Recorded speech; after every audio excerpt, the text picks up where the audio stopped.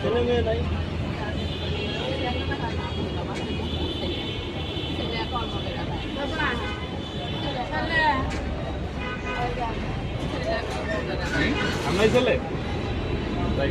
আলহামদুলিল্লাহ আলহামদুলিল্লাহ। আপনার দুই বোন? সংক্ষেপে প্রশ্ন করেন। এই সকালে বেরিয়েছে নামাজ পড়া। থাকেন কোথায়? মাধবপুর। আপনার চলতে সমস্যা হয় না? বাসা ভাড়া লাগে? 2000।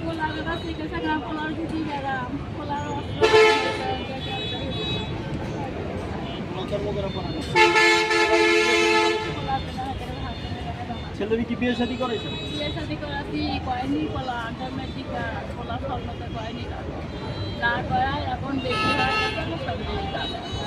এখন এইরকম গ্যাস একটা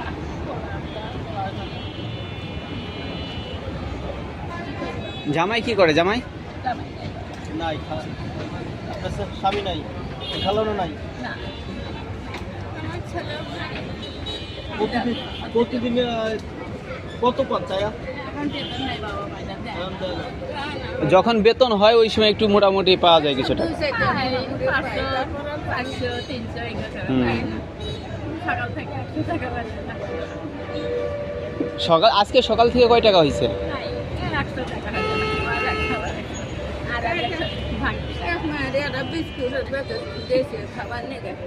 খাইছো সকালে কিছু খাইছো? না বাবা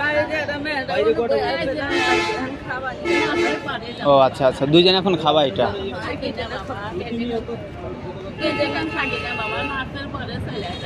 রুটি খাইবেন? না বাবা খাবার আপনার কষ্টে রাখবেন না খাওয়া কষ্টে আর কিছু খাওয়া নেই